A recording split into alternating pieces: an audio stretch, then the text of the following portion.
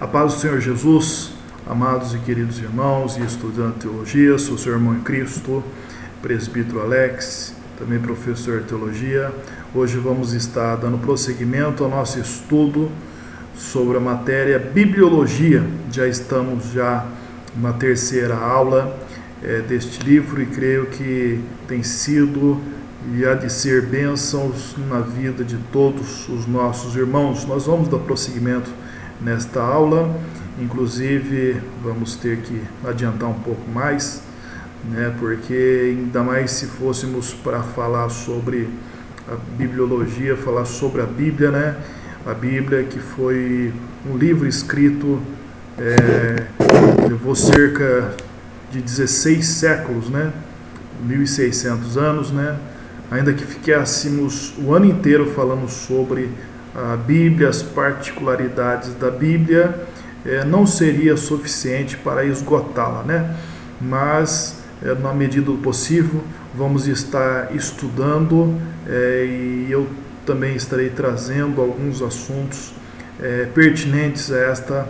matéria gloriosa, a qual tem por tema bibliologia, Semana passada fizemos a aula 2, hoje vamos fazer a aula 3 deste livro, Então, dando prosseguimento ao nosso estudo, vamos estar falando sobre diferença entre declaração da Bíblia e registro desta declaração, Qual é a diferença entre declaração, aquilo que a Bíblia fala, e aquilo que foi registrado, A Bíblia não mente, mas registra mentiras que outros proferiram.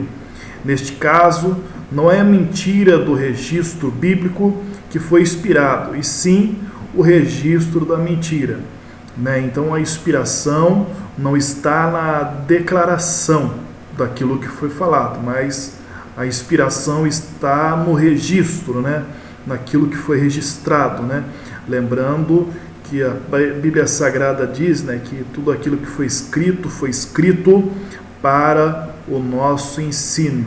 Glória a Deus por isso.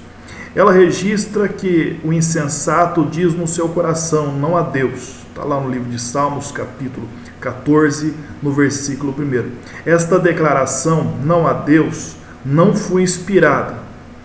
Sim, o seu registro pelo escritor, aquele que escreveu, que foi inspirado a escrever aquilo que o ímpio declarou, porque aquilo que o ímpio declara não existe inspiração nenhuma, Outro exemplo marcante é o caso da morte do rei Saul.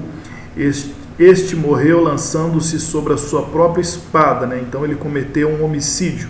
Está lá em 1 Samuel 31, versículo 4. No entanto, a amalequita que trouxe a notícia da sua morte mentiu, dizendo que fora ele que matara Saul, segundo Samuel, capítulo 1, versículo do 6 a 10. Então, esse amalequita tinha dito que ele que tinha matado o rei Saul, sendo que, na verdade, Saul, ele se matou, Ele achou que ia conseguir algum status, alguma posição, alguma honra de Davi, e no fim, a sua própria mentira levou à sua morte.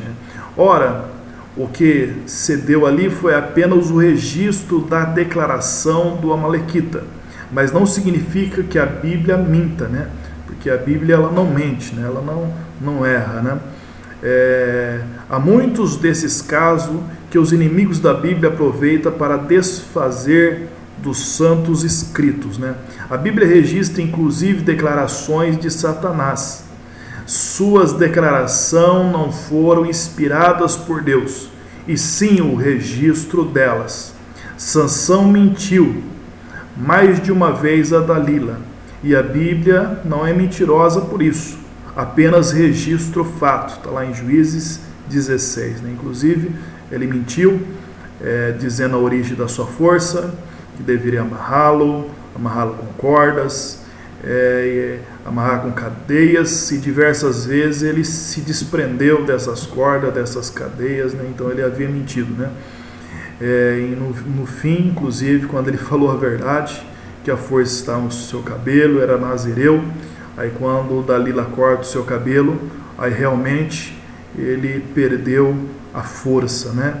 Porque ele não poderia cortar o cabelo, tinha um voto com Deus, né? Mas ele já há algum tempo ele já estava decaindo da graça de Deus, né?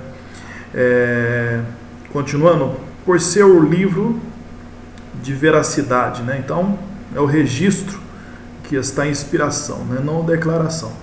Portanto, durante a leitura bíblica é imprescindível verificar quem está falando, para quem está falando, para que tempo está falando e em que sentido está falando. Por isso deve-se atentar, né, a esses fatos na Bíblia Sagrada, né?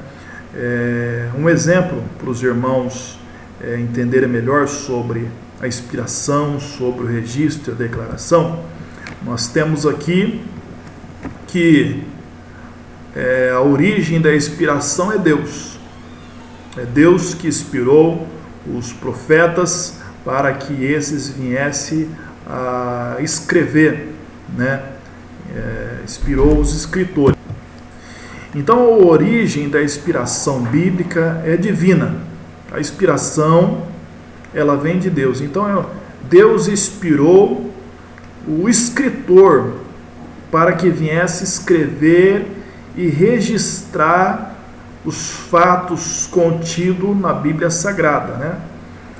Existe a origem, a inspiração, que é Deus, o escritor que faz o registro, e existe os personagens que fazem as declarações, as narrações do fato, quem está falando, de quem está falando, para quem está falando. Então lá no livro de Salmos 14, versículo 1, diz o salmista, né, o escritor registra, né, diz o nércio, ou o louco, né, não a Deus, né? É isso que o nércio, o louco, o ímpio diz, que não a Deus. Então, na verdade, ele está mentindo, né? Porque Deus existe, né? E a declaração dele que não há Deus, não existe inspiração. Porém, o registro dela é que contém a inspiração. A inspiração está no registro, né? Porque aí neste salmo ele mostra que o nércio, o louco, o ímpio, quando ele declara que não há Deus, o salmista mostra que ele está errado, né? E o seu objetivo em negar a existência de Deus é para que ele viva pecando e viva no pecado. Assim acontece com muitos até mesmo hoje, né? Para que eles não venham, eles mesmos, né? Se autocondenar pelos seus próprios pecados, né? Para eles é mais fácil dizer que não existe Deus para julgá-los, né? Do que abandonar os seus pecados, né? Então eles preferem dizer que não há Deus, não existe Deus, do que abandonar os pecados, né? A mesma coisa sobre registro e declaração acontece em Mateus capítulo 4, versículo 3. Por quê? Aqui narra a tentação de Jesus. E no versículo 3 diz a Bíblia que, aproximando o tentador, disse, né? Então uma declaração do tentador. Quem é o tentador? Satanás. Então ali no versículo 3, quem está dizendo é Satanás. Inclusive Satanás disse para Jesus: se tu és filho de Deus, transforma essas pedras em pão. Existe inspiração nisso? Não. A inspiração está no registro, né, da declaração do diabo, porque o diabo ele não tem nenhuma inspiração, mas a declaração dele, o registro daquilo, onde Jesus ele trava ali uma batalha com Satanás.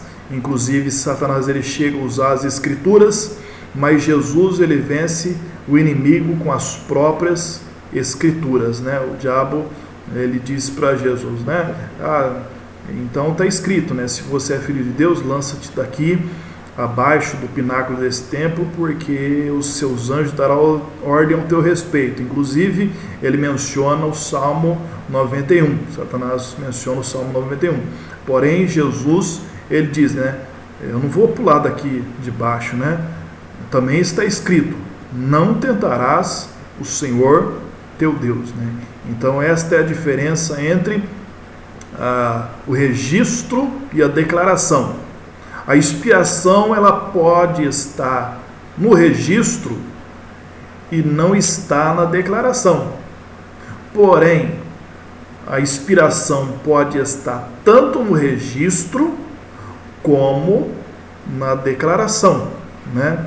Inclusive, Lucas, no livro de Atos dos Apóstolos, é um livro conhecido como livro histórico, narra a história da igreja do primeiro século, né? Então, Lucas, ele foi inspirado a escrever, né? A epístola de Atos dos Apóstolos, e as declarações, os acontecimentos ali, narrados do primeiro século da igreja, né? Também são inspirados, né?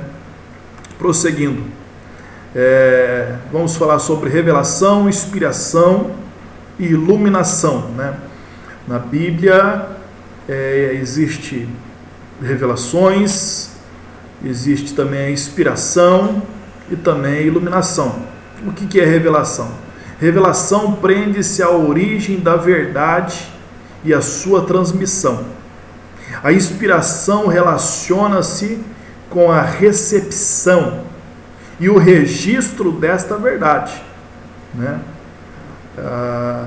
A iluminação ocupa-se da posterior apreensão e compreensão desta verdade. Então, nós, para compreendermos as Escrituras, né, nós vamos ver que parte das Escrituras, né, algumas coisas foram reveladas, né? Nós vemos, inclusive, o livro de Daniel, que contém revelações, o livro de Apocalipse do apóstolo João, que é um livro praticamente quase inteiro, fala de revelações que João teve, né? E existe também a inspiração, outros que não foi revelação, mas foi inspirado a escrever determinadas mensagens da parte de Deus. Mas para compreendermos tudo isso, precisamos da iluminação do Espírito Santo. Precisamos que o Espírito de Deus, ele ilumine o nosso entendimento, para que possamos compreender a palavra. Inspiração dos originais e não das cópias, né? A inspiração e a consequente autoridade da Bíblia não se estende automaticamente às cópias e traduções bíblicas. Só os manuscritos originais, conhecidos por autógrafos, foram inspirados por Deus. Quer dizer, a escritura no original, lembrando que a Bíblia Sagrada, no seu original, foi escrito em hebraico e alguns textos em aramaico, e também o Novo Testamento em grego, né? E a inspiração, ela está nessas cópias originais, né? E é claro que as traduções que são fiéis a essas cópias, então essa inspiração dos originais, ela se estende, né, para essas cópias que se prende na fidelidade do texto, né? Então aqui os erros e as mudanças efetuadas nas cópias e nas traduções não pode ser atribuída à inspiração original, né? Por exemplo, o livro de 2 Reis, capítulo 8, 26, RAC, que é a Almeida Revista e Corrigida, diz que Acasias tinha 22 anos de idade quando foi coroado rei, enquanto, segundo Crônicas 22, versículo 2, diz que tinha 42 anos. Então, Acasias ele tinha 22 ou ele tinha 42 anos quando começou a reinar, né? Então não está batendo aí, né? Aí alguém pode dizer, então a Bíblia Sagrada contém erro. Na verdade, esses erros aqui é erro de copista, né? Que na hora que foi fazer as cópias no original, do original traduzindo-as, acabou cometendo este erro, quando na verdade não é 42, mas quando Acasias tinha 22 anos de idade que começou a reinar. Outro exemplo é 1 Reis, capítulo 4, 26 e 2 Crônicas, capítulo 9, versículo 26, né? Não é possível que ambas as informações estejam corretas. Na versão atualizada, o problema está resolvido. Outro exemplo é 1 Samuel 13:1, que deveria ser analisado em várias versões. Nesse caso, o original é autorizado. A cópia errônea não tem autoridade. Portanto, uma tradução, uma cópia, só é autorizada à medida que reproduz com exatidão os autógrafos, as cópias e as traduções da Bíblia encontradas no século XX não detém inspiração original, mas contém uma inspiração derivada, né? Derivada do original, uma vez que são cópias fiéis do autógrafos, né? De uma perspectiva técnica, só os autógrafos são inspirados. Todavia, para fins práticos, a Bíblia nas línguas da nossa época, por ser transmissão, né, exata dos originais, é a palavra de Deus inspirada. A Bíblia afirma ser uma declaração de um Deus que não pode errar, né? Então, existe essa preocupação com as traduções da nossa Bíblia de hoje, né? E muitas traduções têm se surgido por aí, né? Porém, devemos nos atentar se essas traduções elas fiéis aos originais. Por quê? Porque as mudanças de muitas das vezes uma palavra pode mudar o sentido da mensagem. Aí perde a inspiração, né? A inspiração atribui autoridade. Poderia ser apresentados muitos argumentos racionais a favor da autoridade das Escrituras, mas em última análise aceitamos a autoridade que se baseia na fé, né? Quer dizer, é através da fé que nós cremos que a Bíblia Sagrada é a palavra de Deus infalível, inspirada, inerrante, né? E cremos que toda a Escritura, de Gênesis a Apocalipse, ela é inspirada palavra de Deus, né? Então, a parte daí, né? A partir da fé, porque uma pessoa que não tem uma fé genuína em Deus, em Cristo, ela não vai ter tal confiança na Bíblia Sagrada, né? Então, a inspiração, a autoridade da Bíblia consiste primeiramente através da nossa fé. Então, consideremos a Bíblia como a palavra de Deus, a declaração para si próprio uma autoridade decisiva. Nada obsta a que nela depositemos toda a nossa confiança, aceitando essa palavra e a autoridade que ela implica, né? É na própria Bíblia que frequentemente se alude ao fato de que trata-se de uma mensagem diretamente outorgada por Deus, né? Disse, por exemplo, que Moisés recebeu de Deus não só as tábuas da lei, mas ainda outras recomendações rituais relativas ao manuseio do tabernáculo ou sobre os cuidados a ter com o povo de Israel.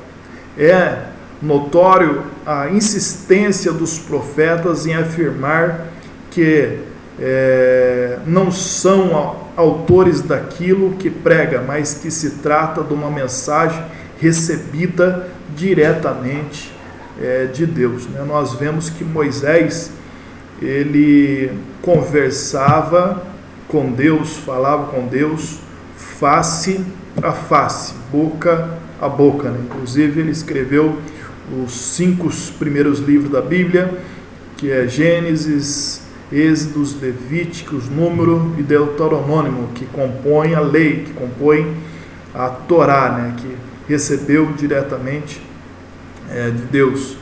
Jesus Cristo falou com autoridade porque tinha consciência de agir como Filho eterno de Deus e não apenas como um pregador vulgar. Então, Jesus, ele tinha plena consciência de que ele era o Filho de Deus, Então, também o crente, ele tem que ter a plena consciência quando prega o Evangelho, a palavra de Deus, que ele é um salvo em Cristo, que ele já é uma nova criatura e que a palavra de Deus ela transforma, que a palavra de Deus ela salva, que Deus ele ainda opera. Então precisamos ter essa plena convicção.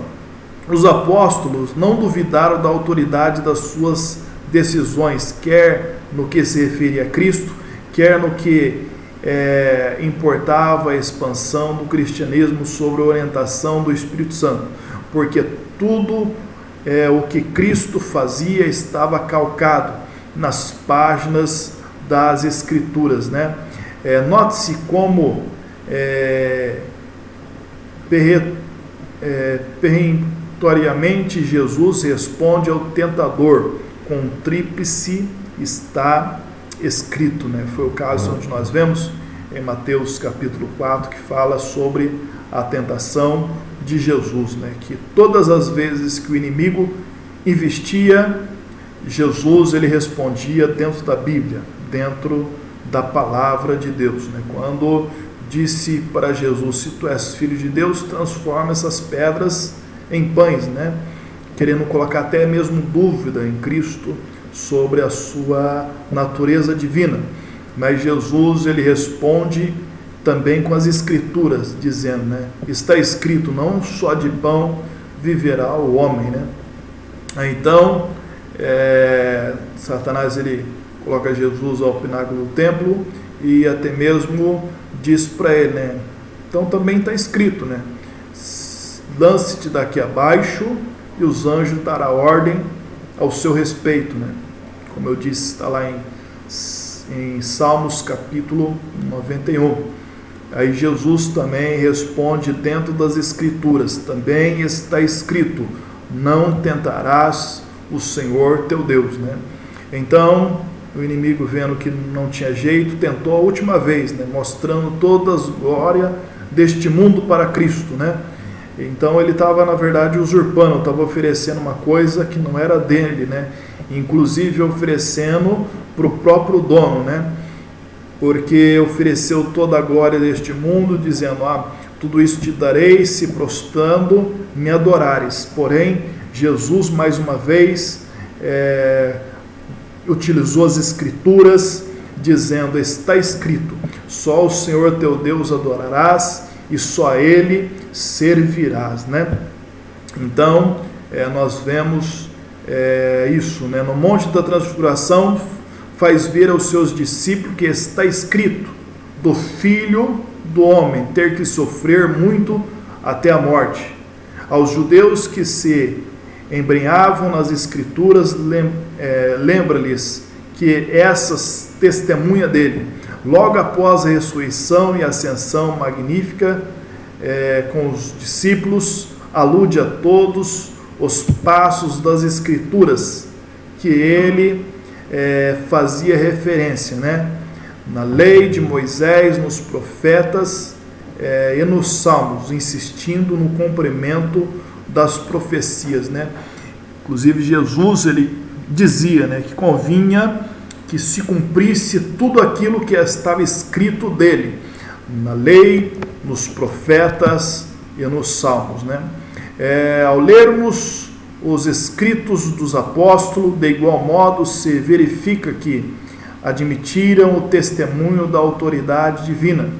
Em todos os evangelhos é dado certo relevo às profecias e aos diversos livros do Antigo Testamento, né? Lembrando que nos dias dos apóstolos não havia o Novo Testamento, né? Só havia a Bíblia hebraica, né?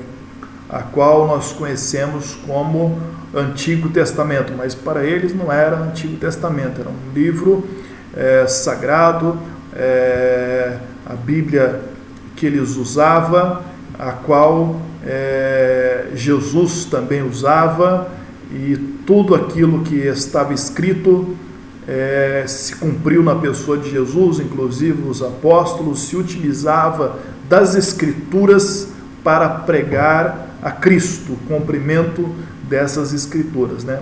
Embora sejam numerosas as alusões diretas a autoridades das Escrituras, observemos que nenhuma delas faz referência à autoridade de cada um dos livros em particular. O Espírito Santo nos faz reconhecer que a Bíblia, na Bíblia, todos os livros são reconhecidos como a palavra de Deus. Se observarmos bem, apenas 8 livros do Antigo Testamento não são citados no Novo Testamento, né?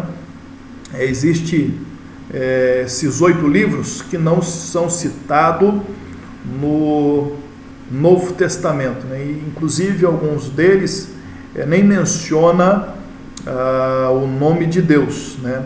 Porém, ao meditarmos neste livro, nós podemos ver a ação divina, a mão de Deus ali presente, né? Que é o caso do livro de Esther.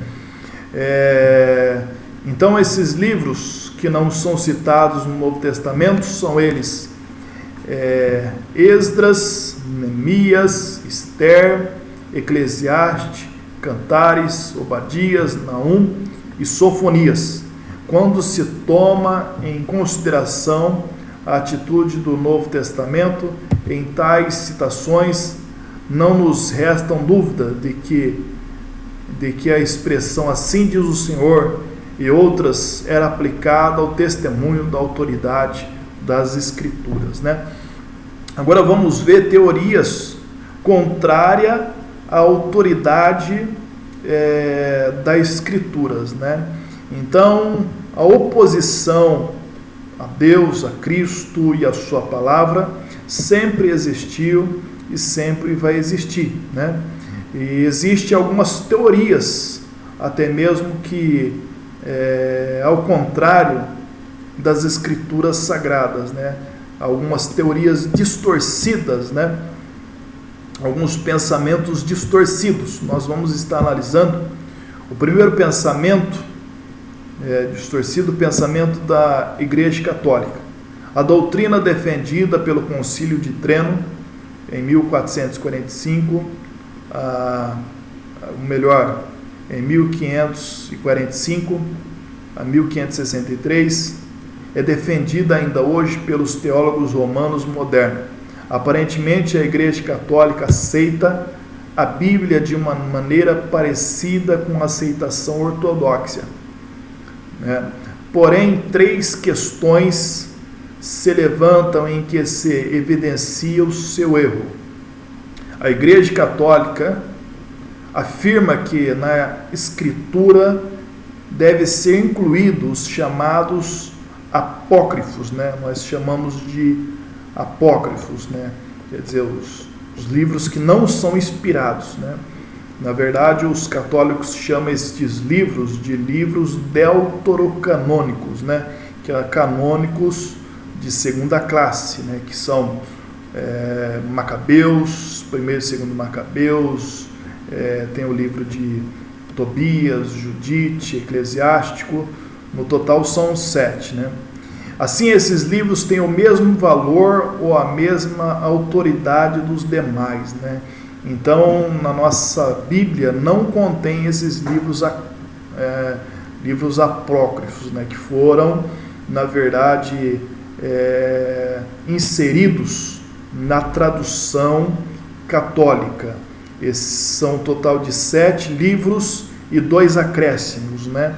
No livro de Esther e também no livro de Daniel.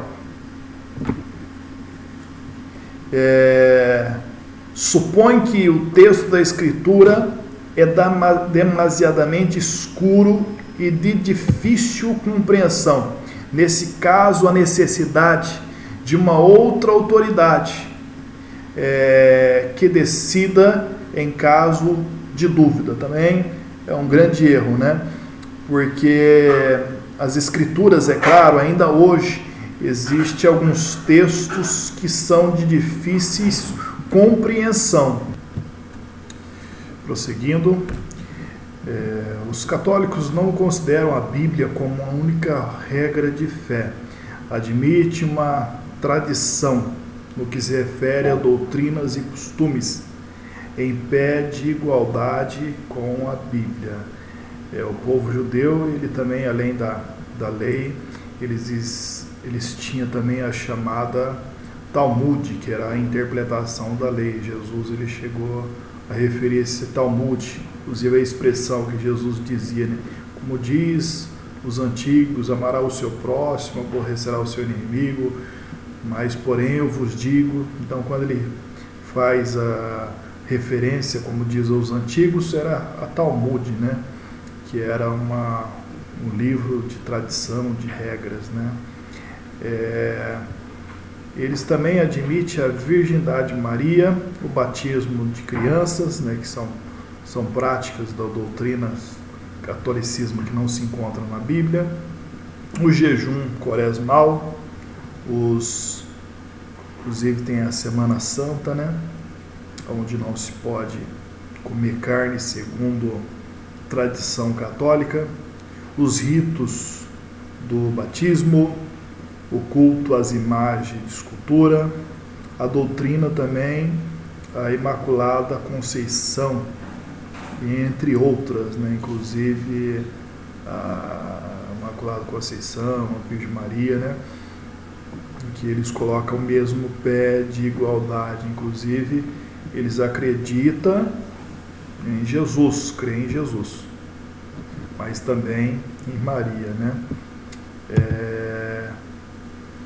Significa, com efeito, que a autoridade da Bíblia é neutra, né? Se nós colocarmos, né, tradições no meio, outros dogmas, costumes, né, acaba neutralizando a Bíblia, né? Jesus, ele fala isso sobre os fariseus, dizendo, né, que eles se colocam na porta do reino, não entra e nem deixa aqueles que querem entrar devido às suas tradições, né? Nós devemos tomar muito cuidado com isso, porque as nossas tradições, os nossos costumes, né, não podem se sobrepor à Bíblia, porque nós cremos que a Bíblia Sagrada, a Palavra de Deus, é a única regra de fé e prática, né? A autoridade máxima da fé cristã.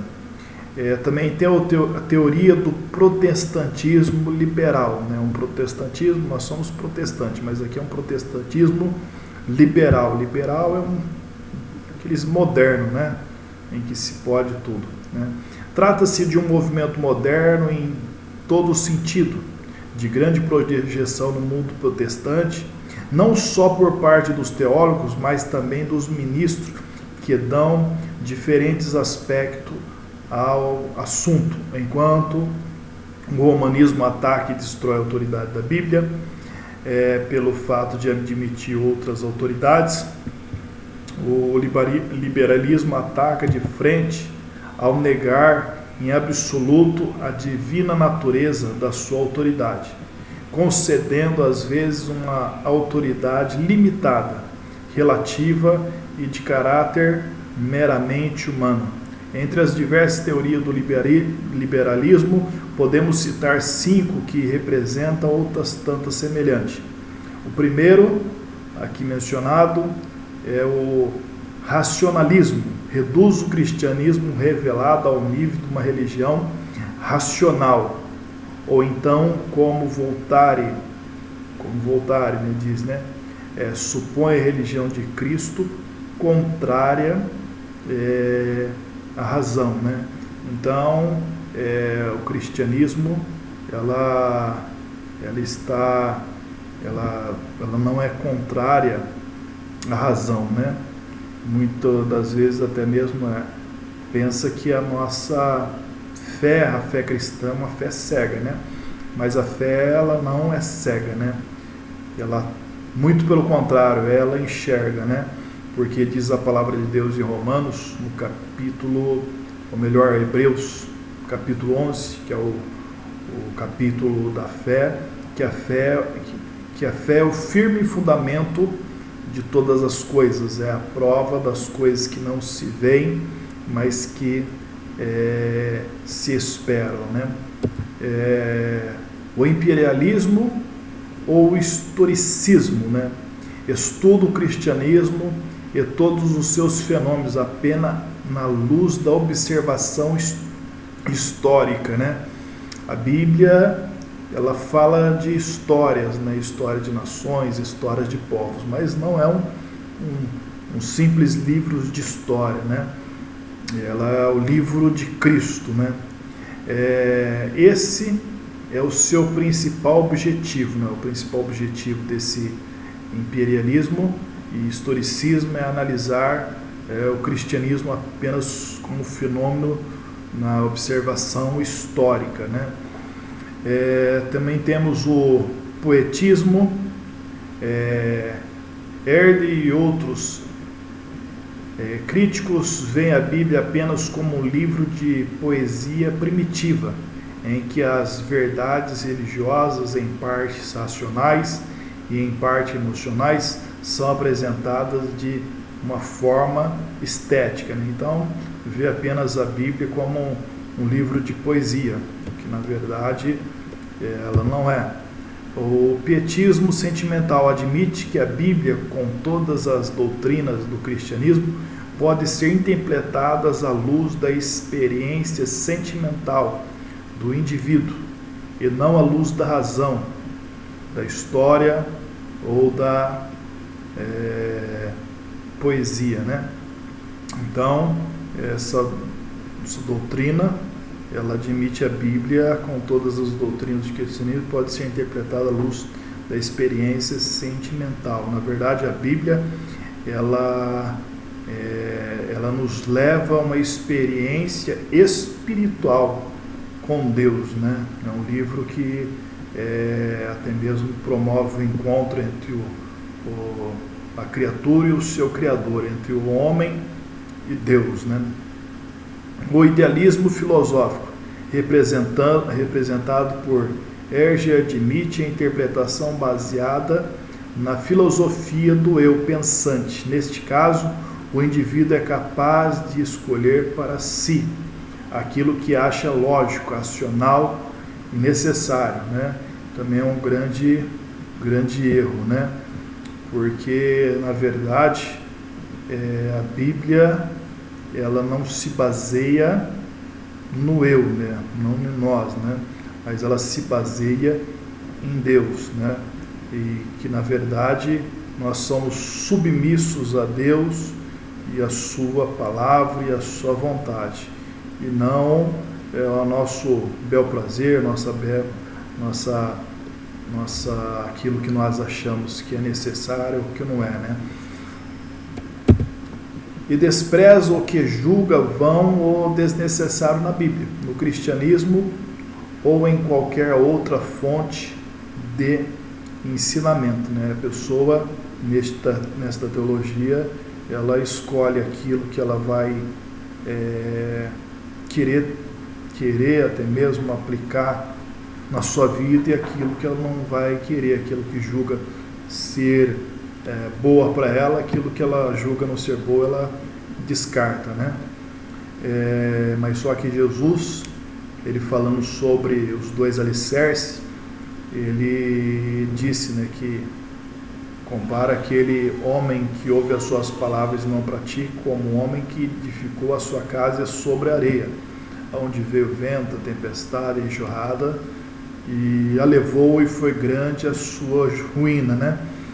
E compara aquele que ouve a sua palavra e as pratica com um homem que edificou a sua casa sobre a rocha, aonde veio o vento, vem a tempestade, vem a jorrada, e ela permaneceu firme, né?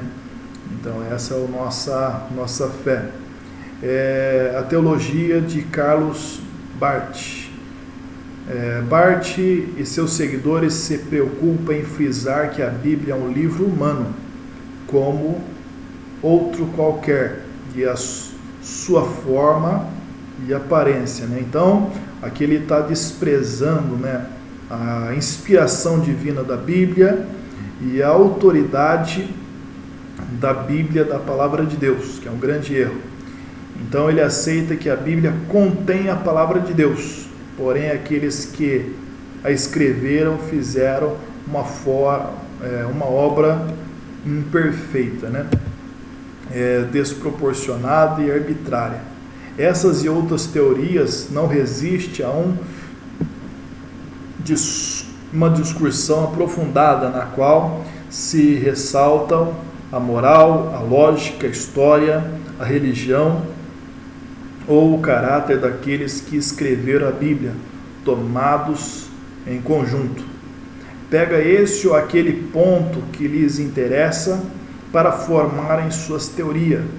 Por ser a Bíblia um livro espiritual e uma revelação sobrenatural de Deus aos homens, coisa que se entende pela fé, não se quer dizer que nela não há lógica, razão, etc. A lógica dos homens nem sempre se coaduna com a de Deus. O mesmo acontece com tudo aquilo que o homem usa para julgar. Do mau julgamento dos homens surgem as heresias e o afastamento de Deus, né?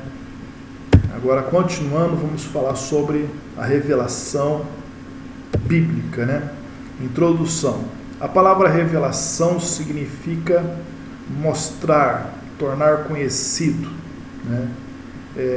Do latim revelare significa pôr para trás o véu, para que se veja o que está encoberto, né? Então tirar o véu, né? Revelar.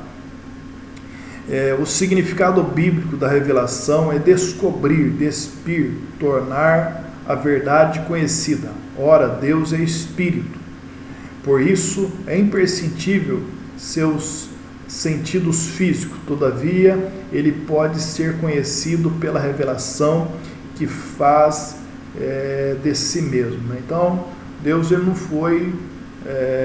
Deus é Espírito, nunca foi visto por ninguém, né?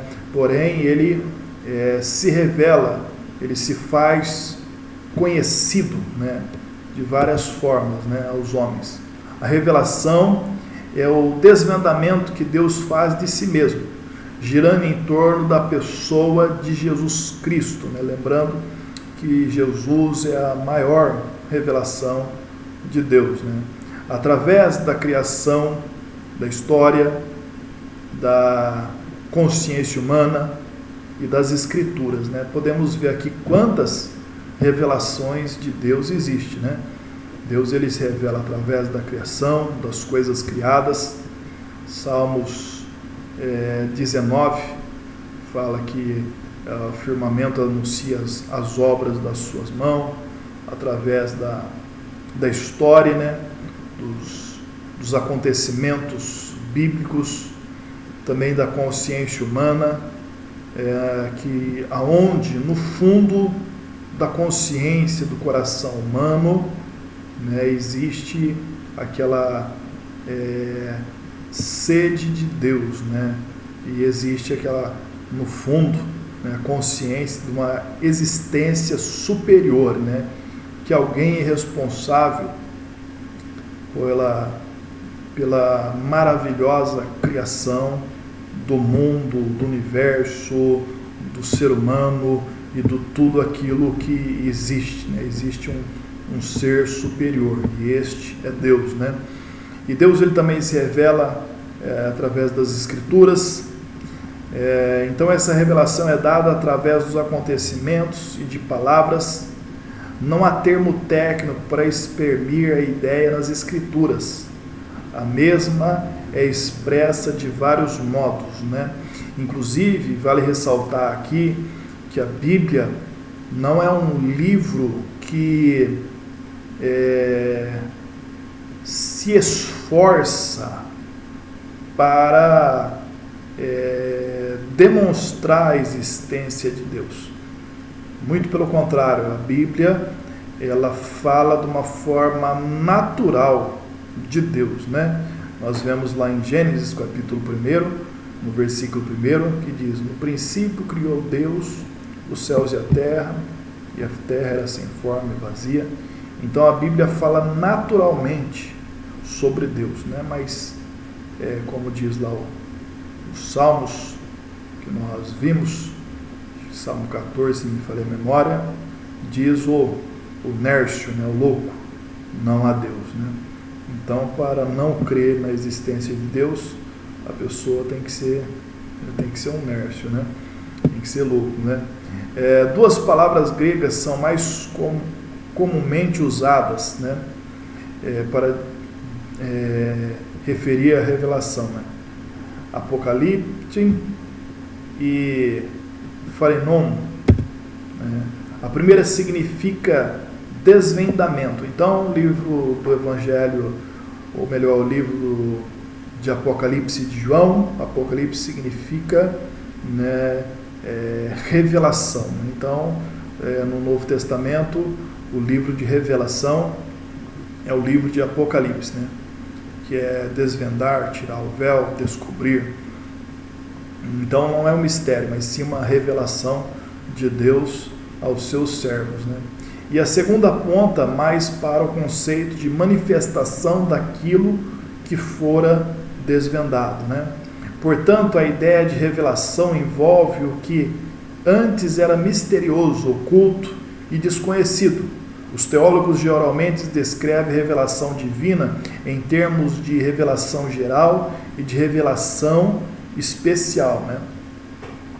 A revelação geral consiste no testemunho que Deus dá de si mesmo, através da criação, da história e da consciência humana, né? Aparece nos trechos de Salmos 19, né? Que fala sobre a criação, que revela as obras das suas mãos. Então, a revelação especial é o desvendamento que Deus faz de si mesmo, dentro da história da salvação, né? A revelação na realidade, e na palavra interpretada das Escrituras Sagradas, a revelação da palavra. Então, podemos dizer que temos a revelação geral, né? E a revelação especial. Enquanto a revelação geral ela está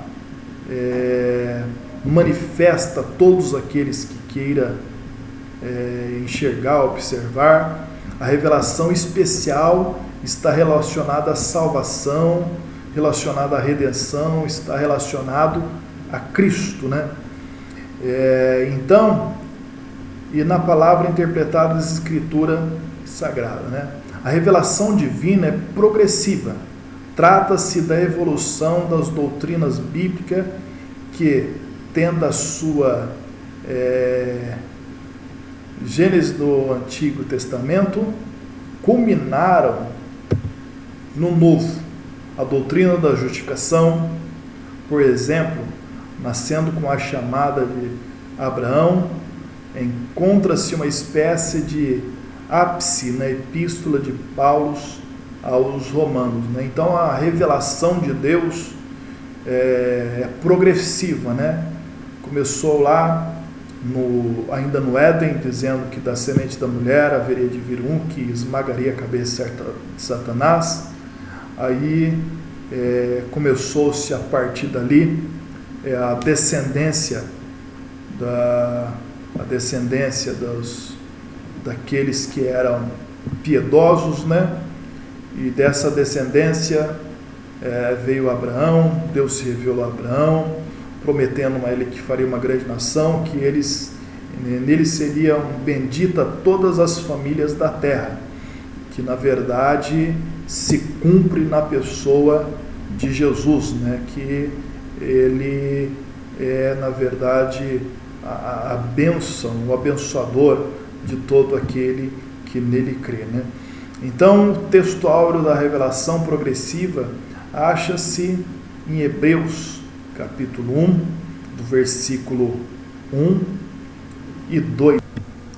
Hebreus, capítulo 1, versículo 1 e 2 diz: havendo Deus antigamente falado muitas vezes e de muitas maneiras aos pais pelos profetas, a nós falou-nos nesses últimos dias pelo Filho, a quem constituiu o herdeiro de tudo, por quem fez também o mundo. Então nós vemos uma revelação progressiva que se iniciou, né, como diz o primeiro versículo. Antigamente, no princípio, Deus falou, revelou de muitas maneiras, né, até chegar à pessoa de Jesus, né, a qual aqui o escritor diz que nesses últimos dias se revelou através do Filho, a qual fez herdeiro de tudo, por quem também fez o mundo, né? Então a revelação culmina na pessoa do Senhor Jesus. Conta-se que uma certa meninazinha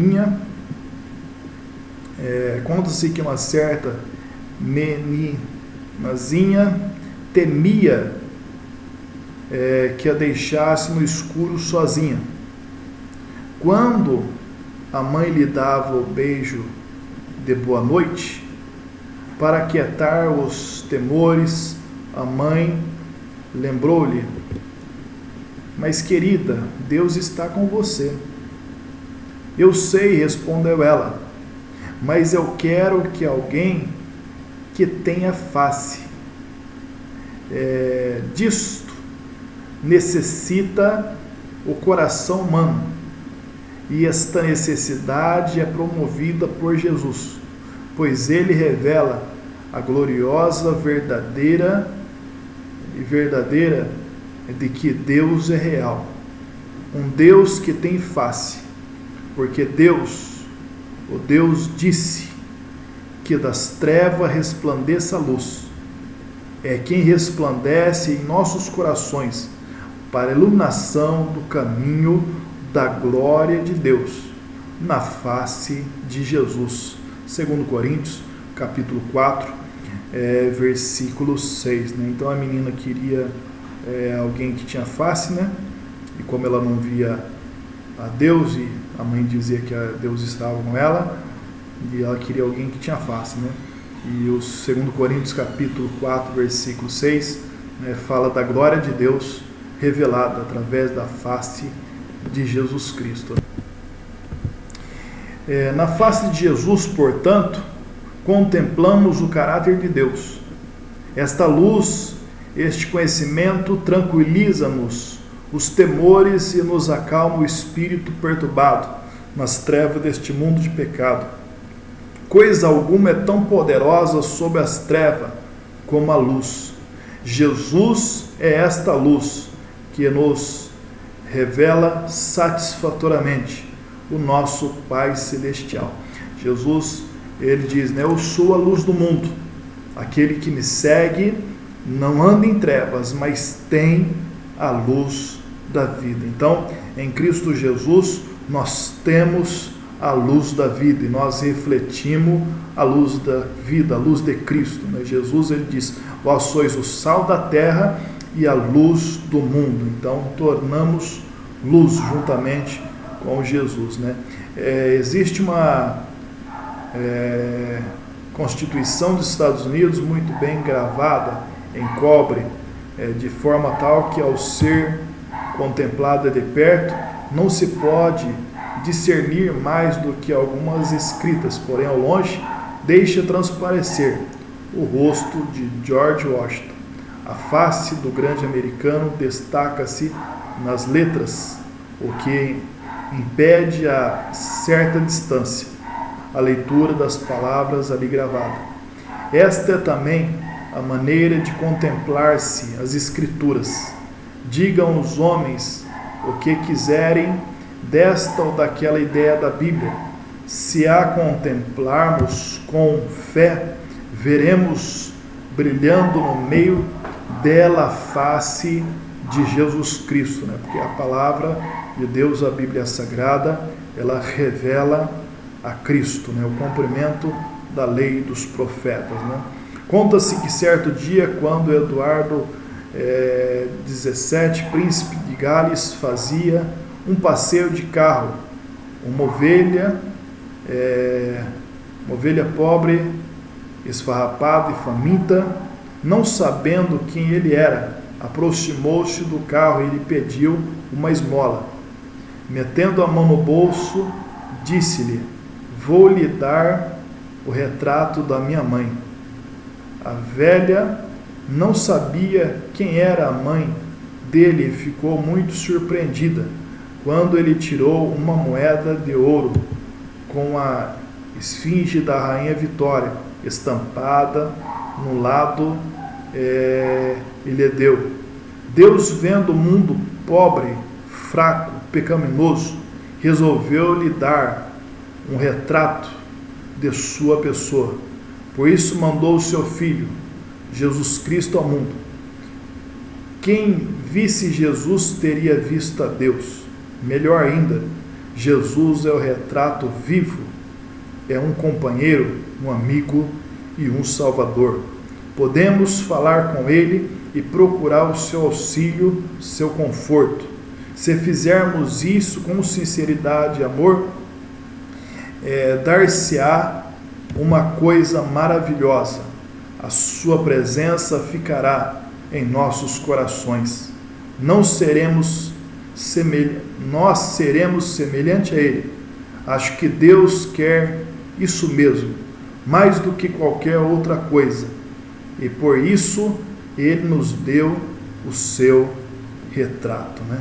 Uma grande lição aqui nós vemos na palavra de Deus, né? Inclusive a Bíblia Sagrada diz que devemos crescer na graça, no conhecimento, até chegar à estatura do varão perfeito, Jesus Cristo, né? Revelações de Deus, né? Deus revela através da sua palavra o seu amor, as suas obras, a sua justiça, seu conhecimento, seu nome e a sua glória. Podemos falar acerca da revelação tomando em dois sentidos, ativo e passivo. Revelação no sentido ativo é a atividade de Deus enquanto se dá a conhecer os homens. Revelação no sentido passivo é o que é o próprio conhecimento que é comunicado aos homens. Nós vemos a história de Israel como nação e a sua religião como a igreja foram o resultado evidente da revelação divina. Vemos referências abundantes à revelação de Deus nas Escrituras Sagradas, né? Então, nós observamos que, por exemplo, a revelação ativa, né? Que Deus ele se dá a conhecer alguém. Nós vemos no capítulo 9 de Atos dos Apóstolos, que quando Saulo, que na verdade é o apóstolo Paulo, estava no caminho de Damasco perseguindo a igreja, Jesus ele se manifestou numa forte luz, mais forte do que o meio-dia, e disse para Saulo: Saulo, Saulo, por que tu me persegues, né? E Saulo ele diz, né? Quem és tu, Senhor? E Jesus disse para ele: eu sou Jesus, a quem tu persegue. Então, é uma revelação ativa de Deus, né? Que Deus ele se dá a conhecer, né? Agora, uma revelação passiva, que na verdade é o próprio conhecimento e comunicação aos homens, é a pregação do Evangelho. Quando nós pregamos o Evangelho, falamos de Jesus, e a pessoa crê, né, e recebe a palavra de Deus em seu coração e acaba com a sua vida mudada, a sua vida transformada, né, porque através do conhecimento da palavra, da verdade, da graça de Deus, a pessoa acaba recebendo, né? Não foi uma revelação direta, mas foi uma revelação através do conhecimento da palavra de Deus, né? Deus revela-se na aliança com Abraão, né? Deus ele faz uma aliança com Abraão, deu a Israel a sua lei,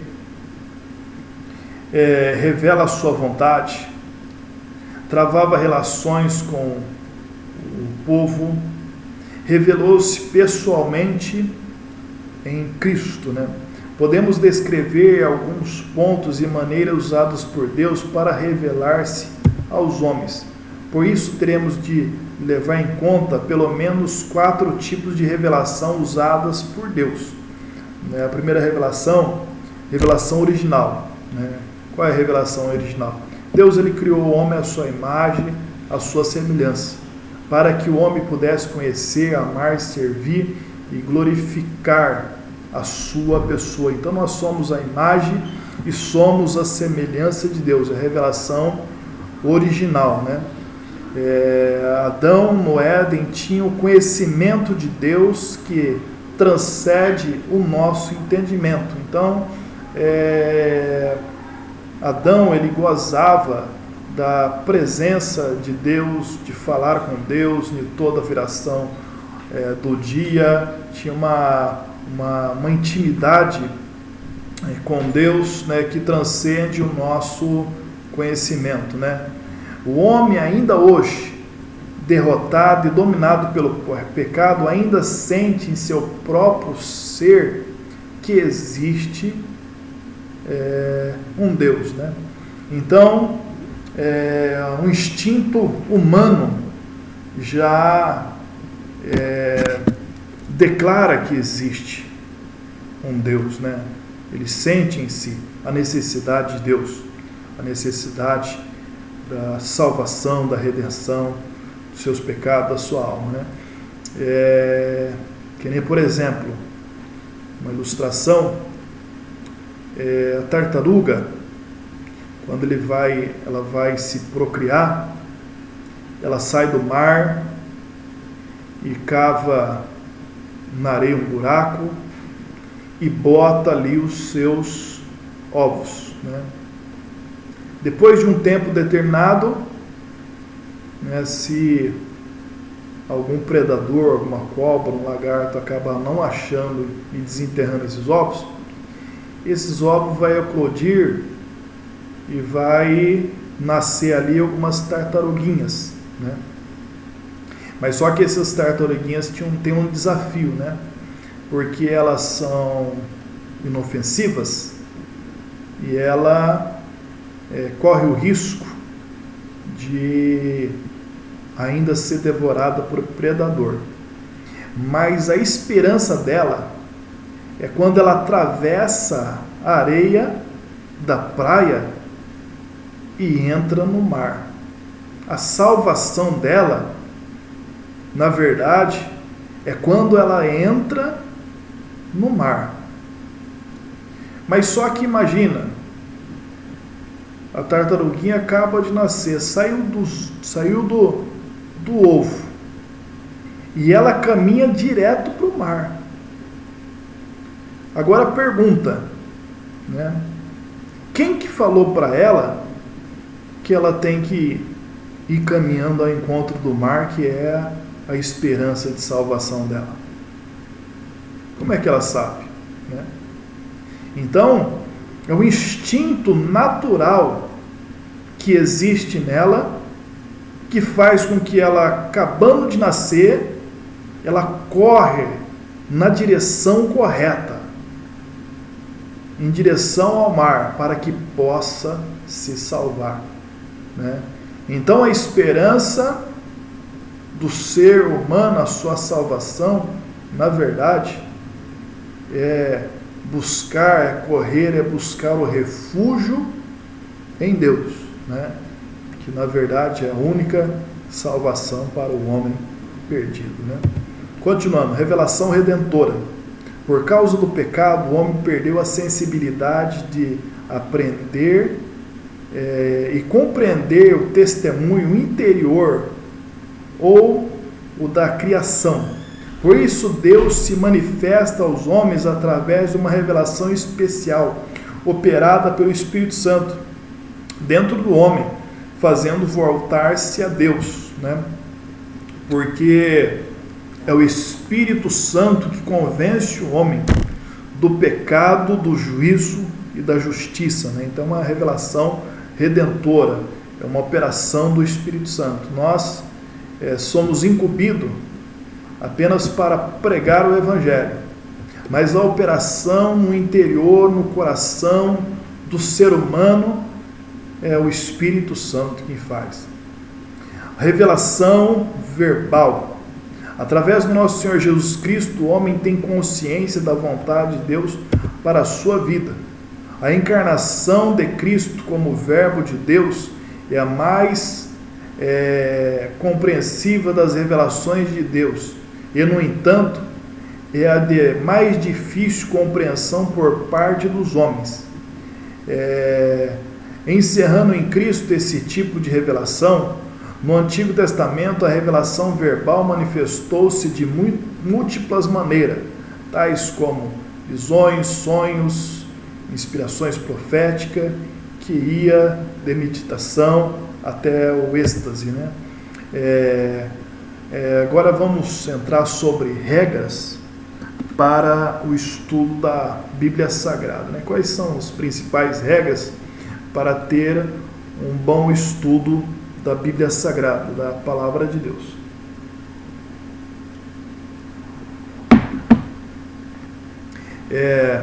As regras para a leitura da Bíblia obedecem ao mesmo critério ao ser adotado para o seu estudo. A leitura não é nada mais do que um estudo superficial, né? Então não basta apenas simplesmente nós lermos, né? Muitas das vezes fazemos uma leitura superficial, uma leitura rápida, né? Mas devemos obedecer a alguns critérios para o melhor aproveitamento, né? A regra da regeneração. Se alguém deseja conhecer a Bíblia, deve em primeiro lugar conhecer o seu autor, né? Eu não sei se eu já disse aqui, mas nós vemos essa primeira regra, devemos primeiro conhecer o seu autor, quer dizer, conhecer a Deus, né? Então, a pessoa tem que passar pela regeneração, precisa ser um salvo em Cristo, né? O primeiro passo é meio caminho andado para nós compreendermos a palavra de Deus, né? Então, conhecer o seu autor. Inclusive tem uma história de que na Igreja Batista, quando vai se escolher um pastor para cuidar daquele rebanho, é a igreja que escolhe. Não é o ministério que aponta, mas sim a igreja que escolhe, né? E apareceu um candidato, inclusive quando vai escolher alguém, chama para pregar. Aí veio esse pregador nessa igreja batista, e antes dele pregar, o ancião estava dirigindo o culto, e esse ancião leu o Salmo 23, falando sobre o Senhor meu pastor, né? Falando sobre o pastor. Salmo 23. Aí leu Salmo 23, o Senhor meu pastor, não me faltará, deitar-me faz verdes pastos. E quando aquele ancião leu, a igreja se alegrou, sentiu a presença de Deus, Deus começou a operar, Aí o pregador pegou e pensou, puxa, é o texto que eu vou pregar hoje. Ele leu justamente onde que eu vou pregar hoje. Se só daquele ancião ler este texto, a igreja foi cheia do poder de Deus, agora imagina eu pregando esse texto, né? O texto que eu vou pregar. Mas só que quando esse pregador ele foi pregar, no mesmo texto, Salmos 23, já não teve o mesmo efeito que teve quando o ancião apenas leu. Inclusive, este pregador desceu do púlpito, desapontado, desanimado, abatido. E aí esse pregador lhe perguntou para o ancião, por que você apenas leu o Salmo 23 e a igreja, né, se alegrou, encheu da presença de Deus, e eu fui pregar o Salmo 23 e não aconteceu nada? Aí o ancião disse para ele, né, é porque você conhece o Salmo do pastor, mas eu conheço o pastor do Salmo, né? Então é necessário nós conhecermos o pastor do Salmo. Nós devemos conhecer não somente a Bíblia, né? Mas sim, né, aquele que nos deu a Bíblia, o dono da Bíblia. Não devemos conhecer apenas a palavra de Deus, mas o Deus da palavra. Por isso que é importante, né, conhecermos o seu autor. Somente uma pessoa nascida do alto pode compreender perfeitamente o livro que também veio do alto, né?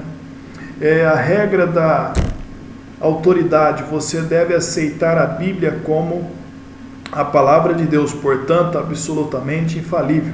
A Bíblia reivindica para si mesmo a infalível autoridade. Então, devemos reconhecer a autoridade da Bíblia, né? A segunda regra, a terceira regra é a regra da leitura selecionada, né?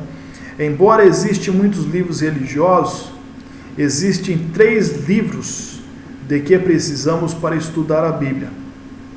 Uma boa versão da Bíblia, né? Se for possível, até mais de uma versão, né? Porque uma versão para outras vezes a palavra, né, diferente, porém o significado é o mesmo, ajuda na compreensão. A ARA, Almeida Revista Atualizada, é muito recomendada pela sua ortografia moderna e por excelente revisão, né? Então precisa de uma boa, como vimos aqui, uma boa versão da Bíblia, né? Inclusive muitos de nós temos até mesmo costume com alguma Bíblia, alguma versão da Bíblia, e se a gente muda um pouco de versão, e a gente leva um tempo para se adaptar a ela. Por exemplo, eu sou acostumado a usar a Bíblia pentecostal da CPAD, né? Inclusive até para achar alguns textos eu consigo achar com mais facilidade, porque eu já estou acostumada com ela, né?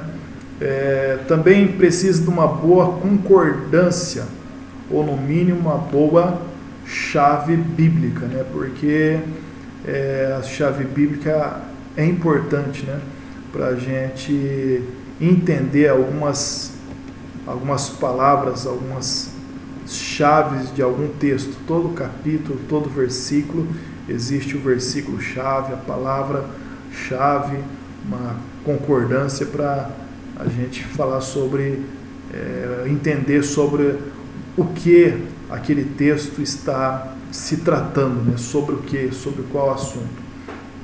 Também um bom dicionário bíblico, o novo dicionário da Bíblia e a pequena enciclopédia bíblica já resolve o problema, né? Existem algumas palavras que nós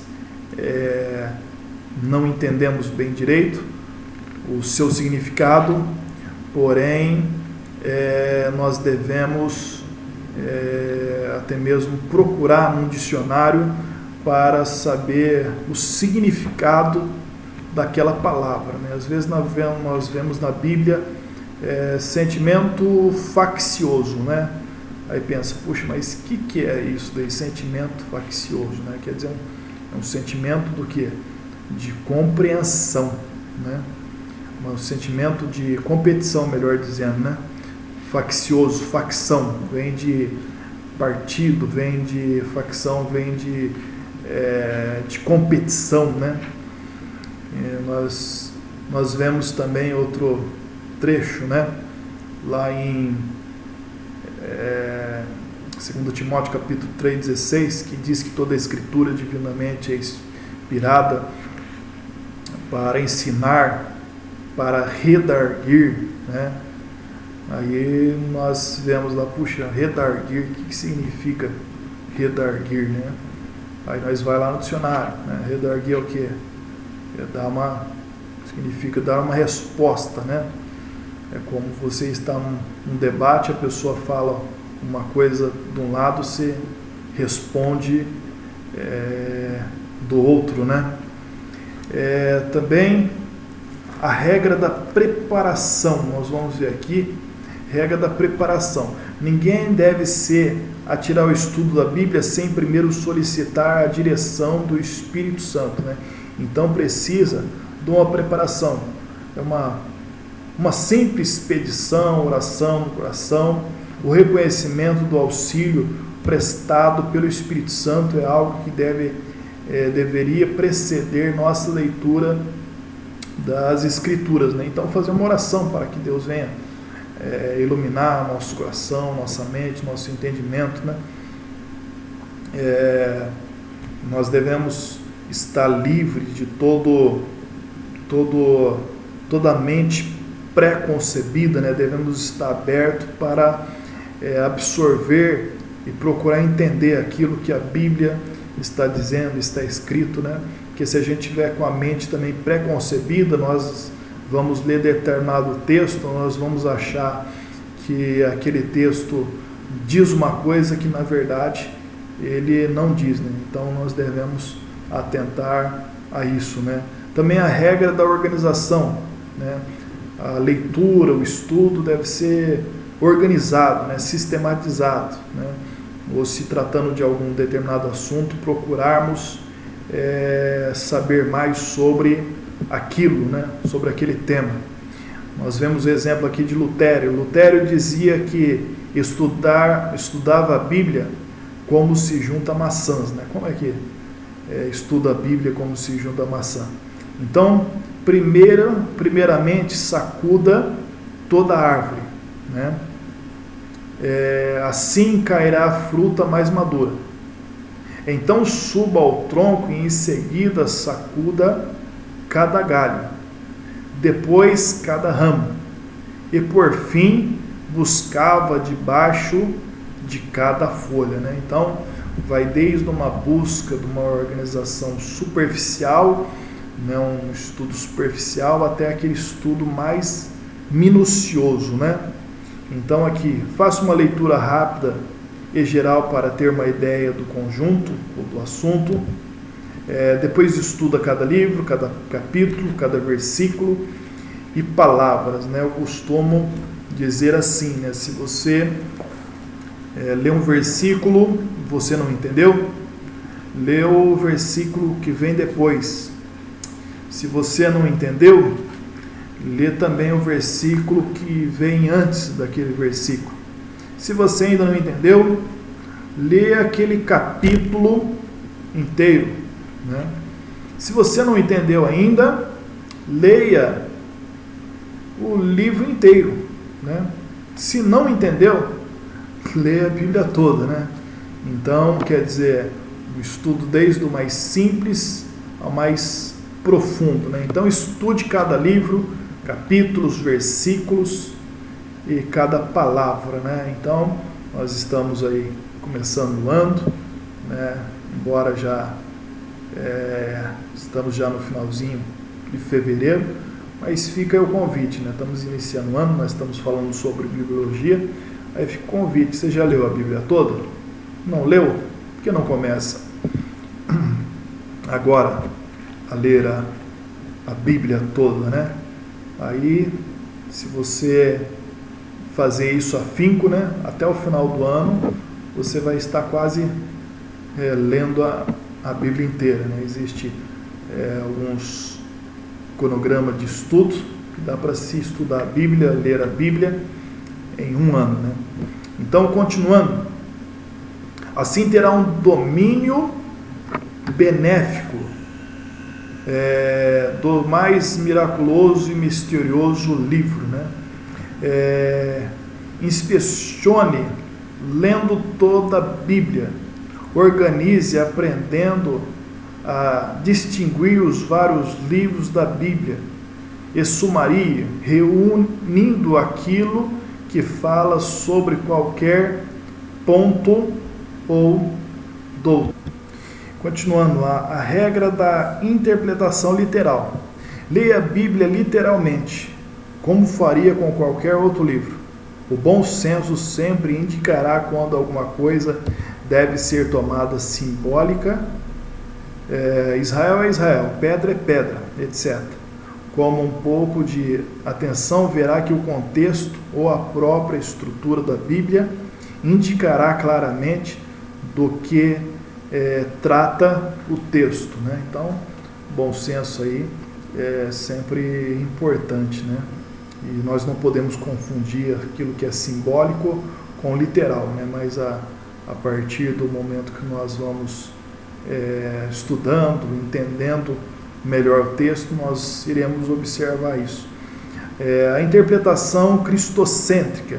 Cristo é o centro da revelação, o objetivo de toda a revelação bíblica.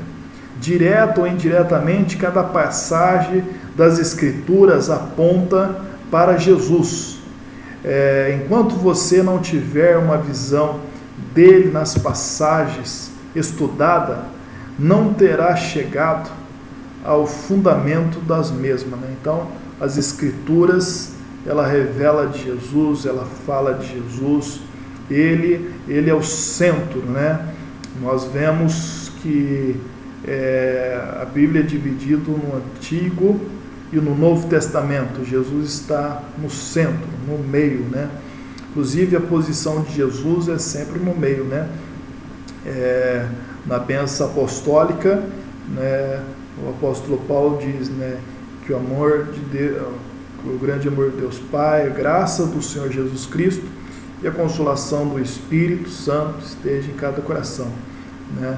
No batismo, Jesus ele disse: ide vos batizar em nome do Pai e do Filho e do Espírito Santo. Jesus estava no meio. Quando Jesus ele foi crucificado, havia 3 cruzes. A do centro era de Jesus. Jesus ele disse, né, onde estiver 2 ou mais pessoas reunidas em meu nome, eu estarei no meio. Então a posição de Jesus é o meio. Ele está no centro das Escrituras, no centro de cada livro da Bíblia Sagrada. Revela a pessoa de Jesus, né? A regra da primeira menção. A primeira vez em que uma palavra, uma frase, um objeto ou um incidente é mencionado nas Escrituras, isso fornece a chave do seu significado em qualquer outro lugar da Bíblia, onde quer que ocorra. Por exemplo, em Gênesis 3, as folhas de figueira representam uma tentativa de Adão cobrir o seu pecado e a nudez pelas suas mãos. Na última vez que se fala em folhas de figueira, Mateus 21 e Marcos 11 e 13, vemos Jesus amaldiçoando uma figueira sem frutos, né? O mestre acabara de ser rejeitado em Jerusalém.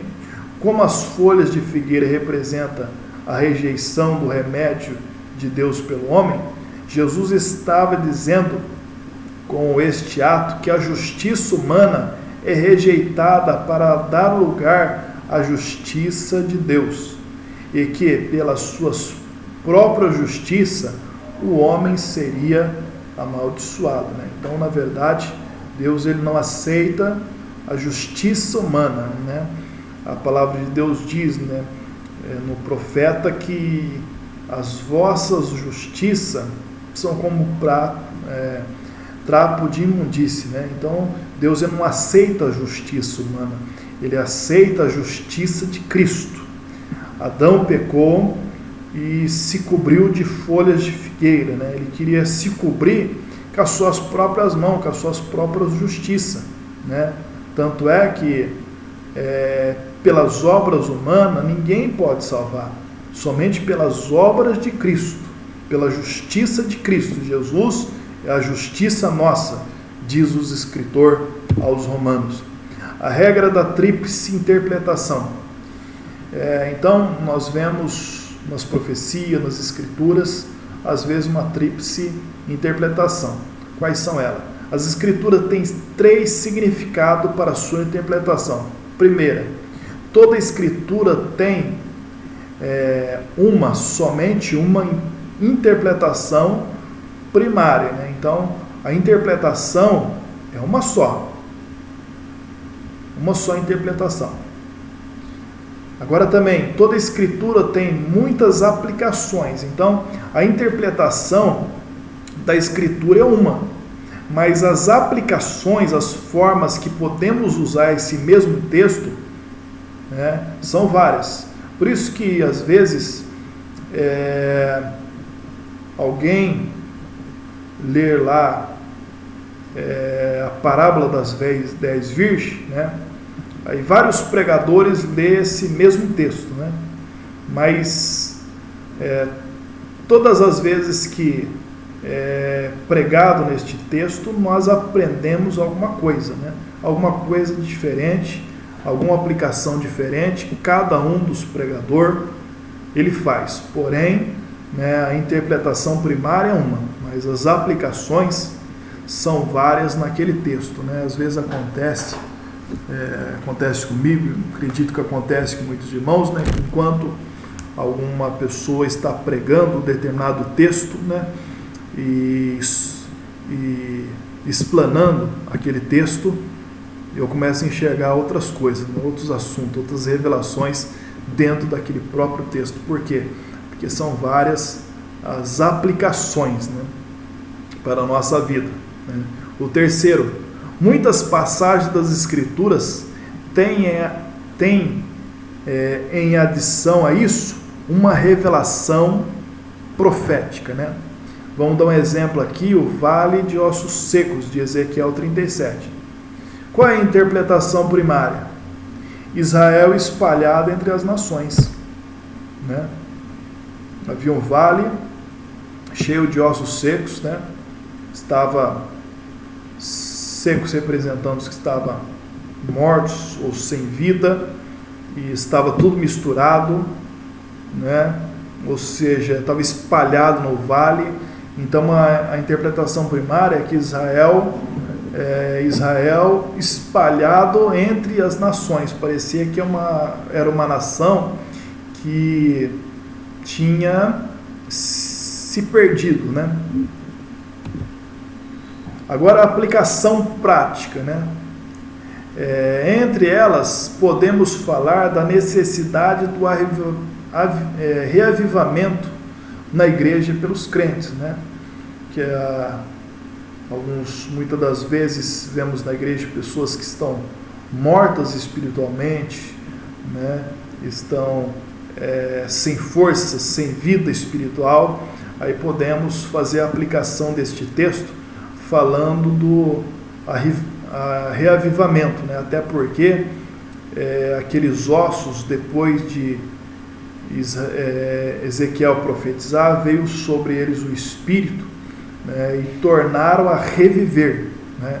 O Senhor disse a Ezequiel: porventura esses ossos tornarão a reviver, né? Aos olhos humanos não podia reviver, né? Mas aos olhos de Deus é possível reviver, né? É possível vivermos um novo avivamento, é possível haver um avivamento na igreja, é possível haver uma restauração, uma renovação espiritual, um manifestar do poder de Deus. Por quê? Porque o Senhor, Ele tem poder para fazer isso, e agindo Deus, quem impedirá, né? Também a terceiro, a revelação profética. Qual é a revelação profética? Nesse texto, Ezequiel 37, né? Reavivamento da nação de Israel nos últimos dias. Israel, naquele período que Ezequiel tinha sido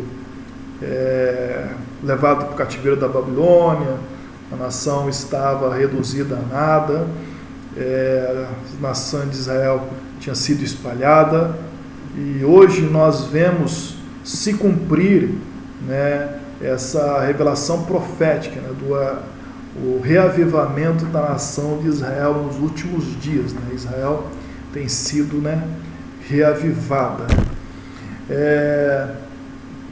A regra da consideração do contexto, né? Sempre uso o texto em harmonia com seu contexto, e não como um mero pretexto. Antes de tirar uma conclusão precipitada, investigue de modo completo aquilo que o restante da Bíblia ensina. Nós vemos um exemplo aqui de João capítulo 5, versículo 39, né? O que diz esse texto, né?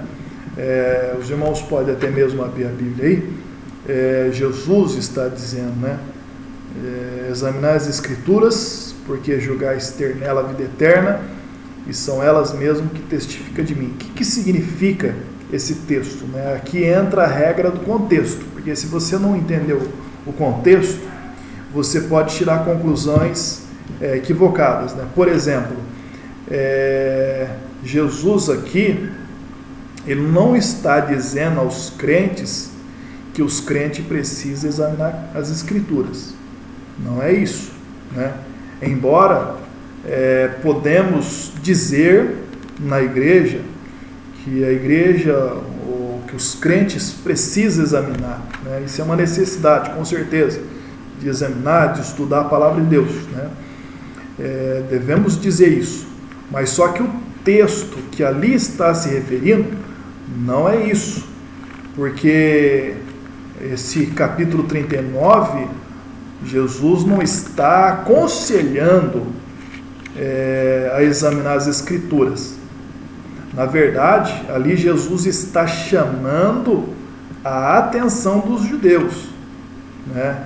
Ali Jesus está dando uma bronca nos judeus, que se nós lermos os versículos anteriores, nós vemos os judeus se opondo a Jesus, né? Os judeus confrontando com Cristo, e Jesus dizendo, né, vós examinai as Escrituras, né?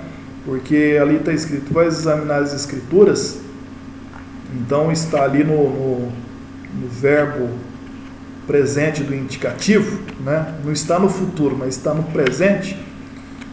Por exemplo, assim, eu examino, tu examina, ele examina, nós examinamos, vós examinais.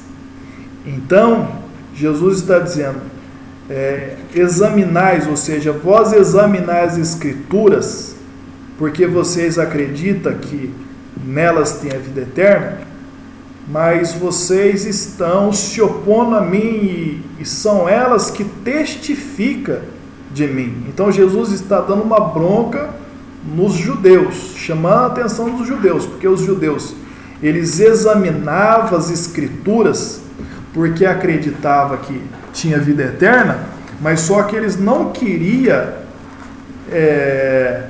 crer em Jesus. Mas as Escrituras falavam de Jesus, né? Então, Jesus, ele está dando uma bronca neles ali, que eles estavam examinando, mas eles não estavam entendendo que as Escrituras estavam falando justamente dele, né?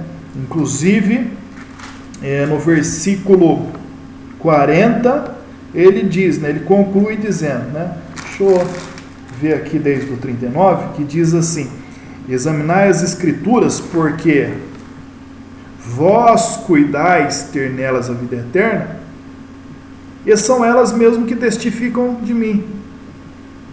E não quereis vir a mim para terdes vida, né? Então é uma bronca que Jesus está dando aqui, né? Jesus não está aconselhando aos crentes examinar as Escrituras, embora nós, eu torno a dizer, nós devemos orientar, né, exortar os irmãos, né, aconselhar os irmãos que os irmãos devem examinar, devem estudar, devemos ler a palavra de Deus, investir tempo lendo a palavra de Deus, né, meditar na lei do Senhor, né, como Salmos 1 de dia e de noite, né. Porém, neste texto, Jesus está dando uma bronca nos judeus, né. A regra da revelação acumulativa. A verdade completa da palavra de Deus sobre qualquer assunto não deve ser obtida de alguma passagem isolada, né, como nós acabamos de ver também, mas antes da revelação acumulante de todas as passagens bíblicas que diz respeito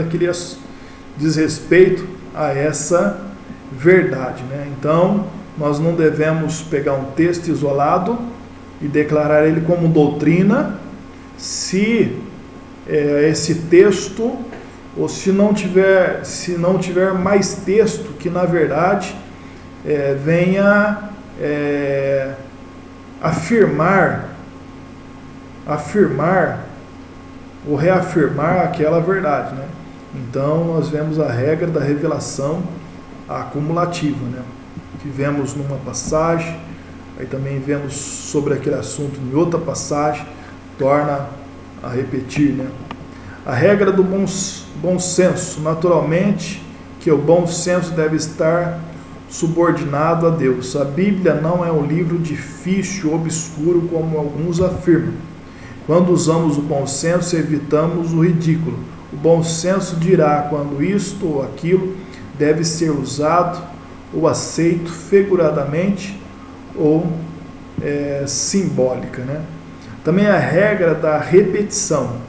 As repetições encontradas nas Escrituras servem para enfatizar, revelar ou mostrar a importância de algumas passagens ao ponto de ser repetida. O Espírito Santo quis que fosse assim, como o próprio Jesus usou essa regra, né? Jesus, ele usava esta regra de repetição, né? Inclusive ele chegava a dizer, né, em verdade vos digo, né? Quer dizer, repetindo, né, várias vezes. A regra do correto manuseio da palavra. Inclusive, segundo Timóteo capítulo 2, versículo 15, diz a palavra de Deus, né? Procura te apresentar a Deus como obreiro aprovado, que maneja bem a palavra da verdade. Então devemos usar a Bíblia corretamente, né? Saber manejar. A expressão que maneja bem é tirada do sacrifício do Antigo Testamento. O ofertante dividia o cordeiro em 3 partes, exceto no caso da oferta queimada. Uma parte era oferecida a Deus, outra ao sacerdote, outra àquele que o trouxe a oferta. Manejar bem significa simplesmente dar a cada um o que lhe pertence de direito. A Bíblia divide a humanidade em 3 povos, né? Se os irmãos lerem lá em 1 Coríntios capítulo 10, versículo 32, nós vemos que o povo, a humanidade, né? A humanidade inteira é dividida em 3 povos distintos. Quais são eles, né? São judeus, gentil e igreja. Judeu, descendência de Abraão, dos judeus. Gentil, todo aquele que não é judeu e também não é igreja. E nós somos a igreja. Por quê? Porque não somos judeu e também não somos gentil. Então somos igreja, né? Igreja do Senhor.